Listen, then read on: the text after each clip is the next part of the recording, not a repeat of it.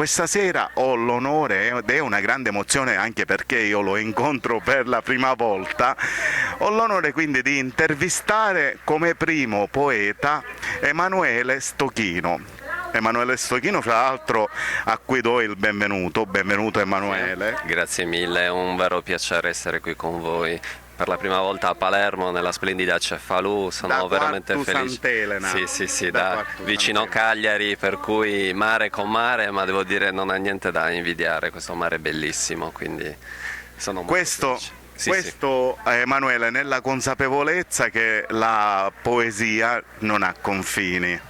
Sì, non ha confini, soprattutto non ha confini in terra, in mare, nell'aria. Abbiamo preso un aereo, abbiamo preso un treno, abbiamo preso qualunque mezzo pur di arrivare qui. E poi quello che ci collega tra Sardegna e Sicilia, queste due splendide isole, è sicuramente il mare.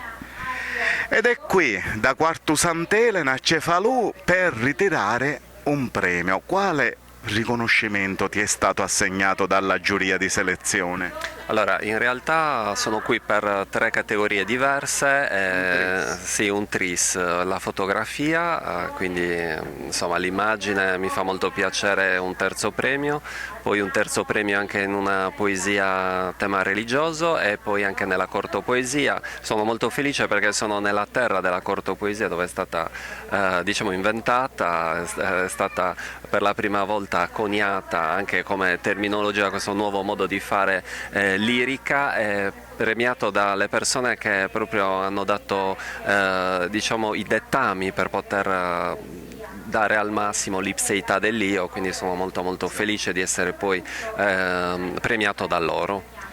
Tra l'altro la grande emozione anche perché Emanuele Stochino è un collaboratore sia del Cenacolo Letterario Italiano che anche di Edizioni Villeci. Lui ha curato fra l'altro la prefazione dell'Enciclopedia dei Poeti Contemporanei volume 14 dedicata ad Antonino Fleres, il carabiniere, ha curato anche la postfazione del mio libro personale Vittime di mafia che dopo poi ti consegno e quindi i miei complimenti ad Emanuele.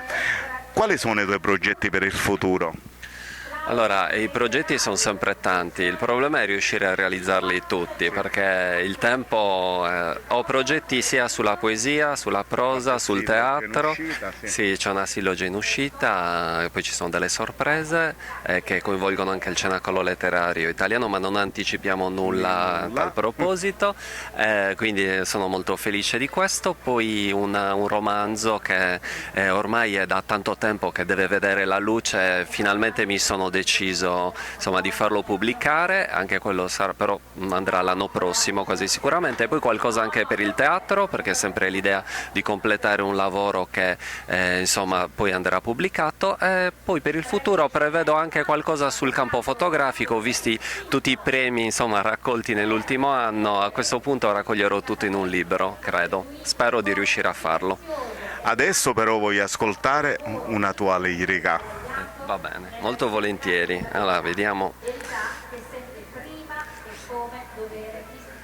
Allora, ci tengo tanto a leggere con questa luna crescente perché è una lirica un po' strana. Ma è un tuo cavallo di battaglia, sì, tra l'altro questo? Sì, è un mio cavallo di battaglia che stranamente ha una storia un po' particolare, nel senso che viene osannato, comunque piace tanto a tutti, ma poi non ha mai avuto nessun riconoscimento importante. Ci sono altre poesie meno conosciute che magari sono arrivate ai primi posti nel podio eccetera, invece con questa luna crescente ha ricevuto diversi premi ma mai un premio veramente importante tipo un primo posto eccetera, per cui adesso ne approfittiamo e la leggiamo. Declamarla, sì. Ok. Con questa luna crescente voglio parlarti, guardare lontano, ripensare al tempo che ormai non ci abbracciamo. Mi manchi sotto questa oscurità traforata di stelle accese per noi, brillanti, eppure non riusciamo più a scovarle. Lo spettacolo muto che abbiamo davanti toglie il fiato, ma non muta i nostri argomenti sul futuro e i sogni attesi, mai dimenticati, anche se da troppe lune non sentiamo più niente, o quasi, oltre quel ghiaccio paralizzante che ci batte fra i denti. Mi mancano ancor di più i tuoi baci, benefici, il fatto che dobbiamo accontentarci e il dover rintanarci, punizione universale, stanarci dalle dimore, a forza costretti a nascondere una sorte ironica che tu vedi maldestra, non certo buona e amara la nostra. Vorrei cercare di sfiorarti ancora con le mani protese, intrecciare le dita e il mio destino a te. Ha fatto figurarmi legami che sfioriscono, bruciati da questo gelo, del suo perpetuarsi senza accorgerci che così si sfibrano le poche risorse, ultime avanguardie a sostenere le anime perse, ad aspettarti. Ecco, sei arrivata ancora una volta sera, a riempire il contorno di questa luna facendola risaltare d'atmosfera. Prima che sparisca un'altra volta dietro queste porte, queste mura, mi rivolgo di nuovo a te, cielo scuro, e ti invoco nella mia ultima preghiera. Grazie Emanuele, meravigliosa lirica. Colgo l'occasione per consegnarti l'attestato di partecipazione a questa puntata dell'Angolo della Poesia. Grazie. È la prima copia di Vittime del Pizzo e la voglio donare proprio a te per ringraziarti della tua collaborazione. Questo è il volume e ti do anche un bacio.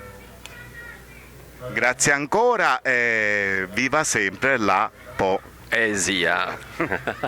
Ok.